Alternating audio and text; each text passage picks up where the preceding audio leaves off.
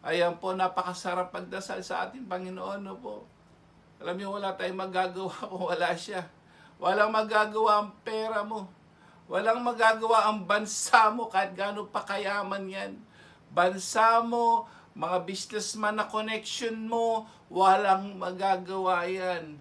Kundi ang mga dasal ng mga taong naglilingkod sa Diyos. Amen po ba? Ngayon po, umpisan po natin. COVID-19, anong topic natin sa unang vlog na to, sa unang video? COVID-19, nasa Biblia po ba?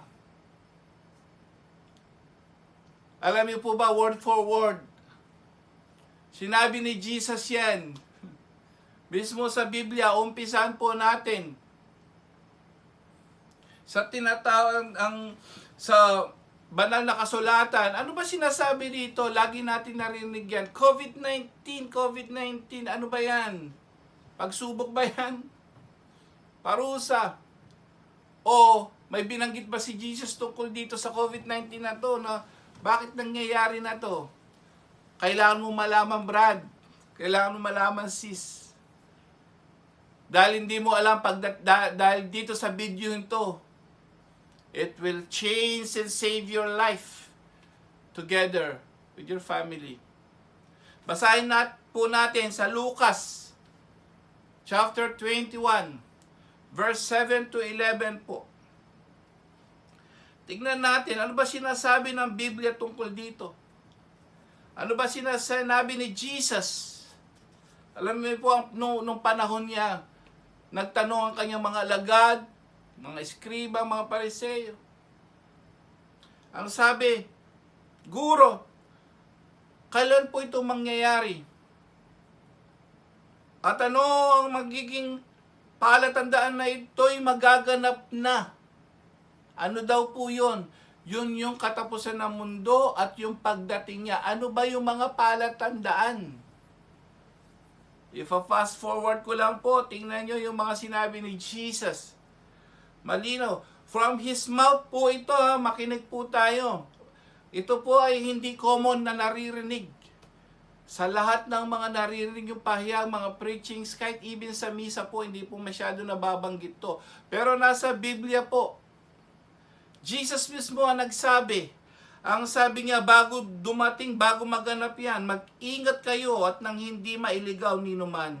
Sapagkat marami ang darating sa aking pangalan at magsasabi, ako ang Mesiyas at dumating na ang panahon. Isang palatandaan yan, marami magsasabi, I'm the Son of God. Kilala niyo na yon. Ako si Mesiyas. Ngayon po sa buong mundo, 5 ang mga kilala na nagsabi sila si Kristo at sila ang Mesiyas. Nangyari na po yan. This is the prophecy of Jesus. Ibaba po uli natin ang sabi rito. At sinabi pa niya, makikipagdigma ang bansa laban sa bansa at ang kaharian sa kapwa kaharian. Gera!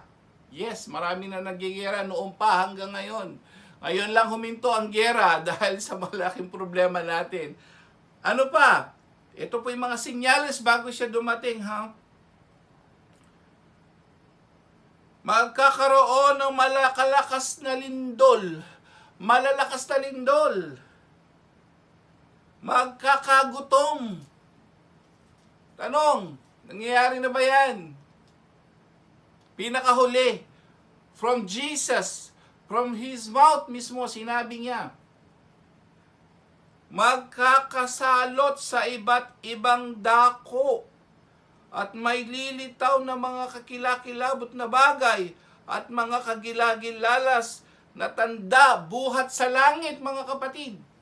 Magkakasalot, word for word. Ano ba yung grupo ng mga salot na yan?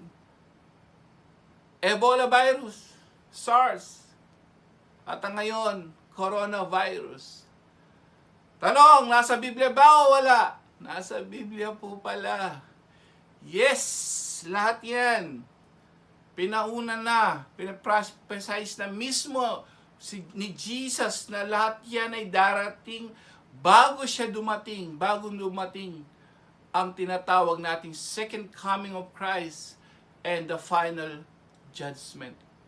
Isa pa, meron pa bang iba? Yes, si San Juan po siya ang sumulat ng Book of Revelations at siya rin po ang pinakahuling namatay na favorite ni Jesus. Ang tinatawag natin yung John the Evangelist. Siya po ang sumulat ng aklat ng Book of Revelations para sa mga hindi pa nakakaalam nito, or Books of Revelations, or itong pahayag sa mga Tagalog Biblia. Ito po yung pahayag na mangyayari ngayong huling panahon na sinabi mismo ni Jesus 2,000 years ago. Sinabi naman ni San Juan, ito'y naman mangyayari bago dumating naman ang end times. Meron ba binanggit na salot dito, Brad? Opo. Again, babasahin natin. Tingnan nyo po yung mga, kung kayo may mga Biblia dyan, tingnan nyo po yung mga talata ko, ha. Please follow me. Para malaman nyo, and then i-review nyo. And then kung totoo lahat ang sinasabi ko. Sabi ng iba, yung mga Katoliko walang alam sa Biblia. Patutunayan ko po, lahat po rito ng malalaman natin sa vlog na to, biblical po tayo. Catholic and biblical teachings ang mangyayari dito kada vlog natin. At sisiguraduhin ko sa inyo, maraming kayong matututunan na hindi nyo pa narinig sa buong buhay nyo. Lalo na yung ibang tao dyan na walang alam po sa banal na kasulatan. Ano pa? May sinasabi ba tungkol sa salot na yan? Sa aklat ng pahayag. Chapter 6 verse 8. Ito yung mga tinatawag nilang mangyayari bago dumating si Jesus. Basahin po natin sa verse 8 po. Ang nakita ko na may isang kabayong maputi ang kulay. Ang pangalan ng sakay nito ay kamatayan. At kabuntot niya ang Hades. Binigyan sila ng kapangyarihan sa ika-4 na bahagi ng lupa upang pumatay sa pamamagitan ng tabak, taggutom, salot, word for word, at mababangis na hayop.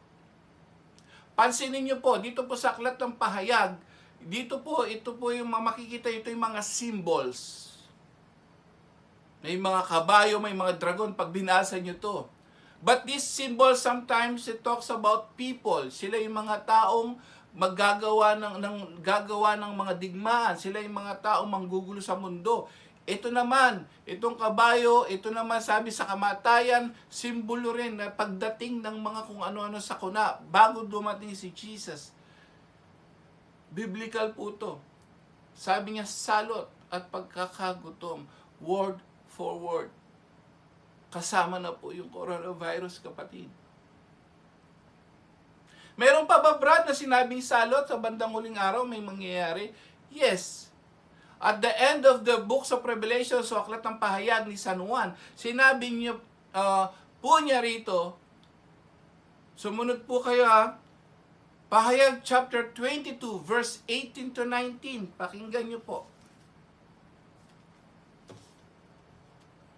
Word for word again, salot, kasama na rito, sabi nga sa inyo yung coronavirus na salot. Ito yung mangyayari. Ito actually yung pangwakas na sinabi ni San Juan sa kanyang libro ng Revelations. Sabi niya, ako si Juan ay nagbababala sa sino mang makarinig sa mga hula na nasasaad sa aklat na ito.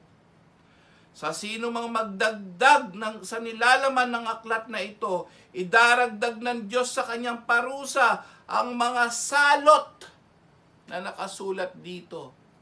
Another word, salot. Ang dami po yan. Ano pa ba kailangan ebidensya natin na maniwala tayo? Ang coronavirus na yan ay binanggit na ni Jesus.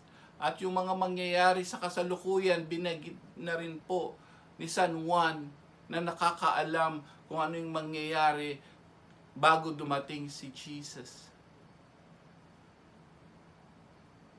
Pero don't worry mga kapatid, may pag-asa. There is always hope. There is always hope. Paano ka maliligtas naman ngayon dito, Brad? Marahil tatanong natin mga kapatid, magtatanong kayo dyan mga nakikinig, paano naman ang gagawin namin ngayon? Well, sabi ko nga, ito pwede natin, yung iba sinasabing pagsubok, parusa, or propesya. Ngayon nalaman natin, it's a prophecy. If hindi naman natin alam, only God knows, only Jesus knows. Kung ito po talaga ay propesya na talaga, isa dahil sa dami na nangyayari sa mundo, alin ba talaga ang talagang palatandaan? Pwede sabihin natin, baka hindi pa. Pero paano kung ito na? Ang huli niyang propesya na totoo na pala. Paano ka ngayon maghahanda? Paano ka mapoproteksyonan ni Lord? Alam nyo, nagpaparamdam na siya. Tanong, marami na bang kasalanan sa mundo? Kayo rin po, kinakausap ko ngayon. Kayo rin po mag-isip, magmula mga batang yan hanggang sa tatay, sa nanay. Tingnan nyo kung gaano karami ng kasalanan sa buong mundo. Kung gaano nakasama yung mga tao. Kayo na rin po ang mag-isip kung dapat bang gawin ni Lord to. Para noon sa panahon ni Noe, sa panahon po ng Sodoma Gomora, nangyari na po yan. Kaya lang ang pagkakaiba nito, baka pag nangyari na to, ito na pala ay itong totoo ng signs of end times. Hindi mo alam, 2 to 3 months, 4 months, 6 months from now, paano kung dumating na siya, anong gagawin mo para ikaw ay maproteksyonan at masave sa buhay mo? Paano po? The good news is, may pangako ang Diyos. May pangako si Jesus. Alam mo, lagi niya sinasabi. Ano ba, pwede ba na yung dasal-dasal? Naririnig natin. Puro tayo dasal, puro tayo dasal. But ang tanong, ginagawa mo ba ngayon ang sinasabi naman ni Jesus para sa'yo, para gawin mo? Puro tayo pahingi nito, pahingi nun. Paano naman yung commandments niya, sinusunod mo ba? Para ka maligtas, may sinasabi solution uli. Nandito na naman po siya. Unang-unang laging pinangangalandakan nga, laging sinisigaw ni Jesus from His mouth. Sa Kanya galing lahat to. Marcos 1:14-15. Anong sinabi niya rito? Mismo, nung unang pagkabinyag niya kay Juan Bautista, John the Baptist prophesies, repent, magsisi. Si rin po yan, si Jesus sinabi niya yan, Marcos 1:14-15. Pagkatapos dakpin ni si Juan, si Jesus ay nagtungo sa Galilea at ipinangaral ang mabuting balita mula sa Diyos. Pakinggan niyo po ito, this is a serious matter. Ano ba yung gagawin mo para maprotektahan ka sa COVID-19, sa coronavirus, or even the second coming of Christ? Paano maprotektahan ngayon ang sarili mo, pati ng buong pamilya mo? Nandito po lahat ang solusyon, mga kapatid. Maraming tao, binabaliwala to, pero nandito lahat. Anong sabi ni Jesus? Dumating na ang takdang panahon. At malapit na ang paghahari ng Diyos. Pagsisihan ninyo, talikdan ang iyong mga kasalanan. At maniwala kayo sa mabuting balitang ito. Word for word ni Jesus. Noon, laging binabanggit yun 2,000 years ago pa yun. Pero pansinin nyo, lagi sinasabing malapit na, malapit na. Kasi hindi natin na alam yung time frame ni Lord Jesus kung ano ba talaga yung malapit. Noon, ang dami nangyari niyan. Ang daming mga sakuna. 13th century, 18th century, 19th century. Alam niyo po, ang dami ring mga mas grabe pang mga salot na yan. So alin ba talaga? Ito nga ang problema rito, hindi natin alam. Alin ba talaga yung palatandaan na pagdating niya? Lagi sinasabi, pagsisihan, 2,000 years ago, kasi malapit na itong dumating. Kailan ba talaga ay sasabihin ng ibang tao, 2,000 years ago pa, baka hindi naman yon. Amen. Ito problema, hindi pinapansin. Dasal ka ng dasal, hindi ka nagbabago. Ito magiging problema mo. Paano naman, Brad? Kung hindi naman magsisisi, ano kaya mangyayari? Tingnan natin, ano kaya mangyayari sa mga hindi nagsisi? Jesus mismo rin ang nagsabi kung anong mangyayari sa lahat ng mga hindi nagsisi or hindi magsisisi sa kanilang kasalanan. Word for word din po ito. Lucas 13 verse 1 to 2. Dumating noon ang ilang tao at binalita kay Jesus na ipinapatay ni Pilato ang ilang Galileo. Samantalang ang mga ito'y naghahandog sa Diyos. Sinabi niya sa kanila, pakinggan niyo po ito mga kapatid, very powerful word from Jesus. Akala ba ninyo higit na makasalanan ang mga Galileo ito kaysa ibang mga taga-Galilea? Dahil sa ganon, ang sinapit nila hindi. Ngunit sinasabi ko sa inyo, kapag hindi ninyo pinagsisihan at tinalikdan ang iyong mga kasalanan, mapapahamak din kayong lahat. Mapapahamak din kayong lahat pag hindi kayo nagsisi. That's it. Ayan po ang word for word from Jesus. Kapag hindi ka magsisisi rito, mapapahamak ka. Nakakatakot po, no? But at least may solusyon. Ito man po yung second coming na hinihintay natin, na talagang ito na at pagkatapos darating na siya, o hindi man, at least alam mo na ang gagawin mo, na kahit dumating man siya, alam mo na ang gagawin mo, ready ka na. Tanggalin mo na lahat yan, mga pride, bisyo, away, galit, kasinungalingan, kahalayan, lahat po yan, tanggalin mo na. Dahil hindi mo na alam kung ano yung mangyayari. Galing mismo sa bibig ni Jesus ang sinasabi natin word for word from the Bible. Paano kung hindi ka handa? Yes, protektado ka na ngayon. Dahil nandiyan ka sa bahay mo, naka-lockdown ka. Yes, you are protected. But, paano po ang kaluluwa naman natin? Kapatid, tingnan mo ko ngayong oras na to, tinitingnan ka ni Jesus. Anak, pag dumating ako, handa ka na ba? Alam niyo po ba, sa susunod i-discuss ko to, may mga taong hindi nga mamamatay. Ang sarap. Pag dumating siya, hindi ka mamamatay, iaakyat ka niya. Sarap, di po ba? Iaakyat ka ni Jesus. Pagdating niya, hindi ka mamamatay. Ano lang gagawin mo? Sabi niya, magsisi, talikdan ng kasalanan. At kung makaraos man tayo dito, talikdan mo na, and then maglingkod ka na. And then that's the beginning, and this is a warning. Wake up call. Kapatid, sabi niya sa iyo, magsisi ka na, tanggalin mo na yan, kahalayan mo yan. Kung ano may number 2 ka, may number 3 ka, tanggalin mo na lahat yan.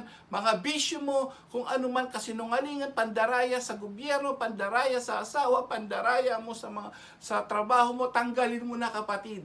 Masisiguro ko sa iyo, yung pagsisisi mong yan, dyan ka maliligtas sa COVID-19 at sa dagat-dagatang apoy. Para ang Diyos, kahit anong oras dumating si Jesus, masisiguro ko po sa iyo.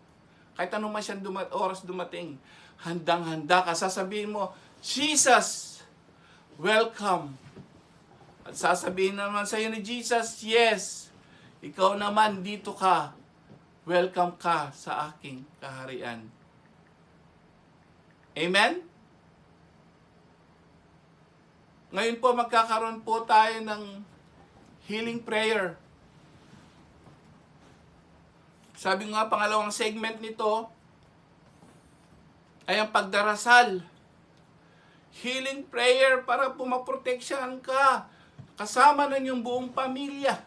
Protection sa COVID-19 coronavirus at sa lahat ng makasakitan. Maniwala kayo at manalig sa kapangyarihan ng Diyos. For almost 8 years ko na po sa Charismatic Healing Ministry. Napatunayan ko ng totoo. Gumagamit ng instrumento ang Diyos, hindi ako magpapagaling sa inyo, sa iyong buong pamilya, pero ang banal na espiritu, ang Diyos gagamit siya ng instrumento. Pwede, kahit kagaya ko, kahit kayo mismo, kahit kamay nyo lang ipatong nyo sa inyong ulo, pwedeng gamitin ng Diyos para kayo gumaling, mga kapatid. That's the good news. Another good news. Una, magsisi, maliligtas ka. Pangalawa, healing prayer. Not just your illness, your sickness. Not just from coronavirus. Pinakamasarap dito, kapatid, habang nakikinig ka, kasama ng buong pamilya, isama mo na lahat sa healing prayer na to. Ang pinakamaganda rito, kahit anumang oras dumating siya, handa ka, ligtas ka, pati kaluluwa mo. To make His message known is our responsibility. So here we are to pledge our lives to the Lord of eternity.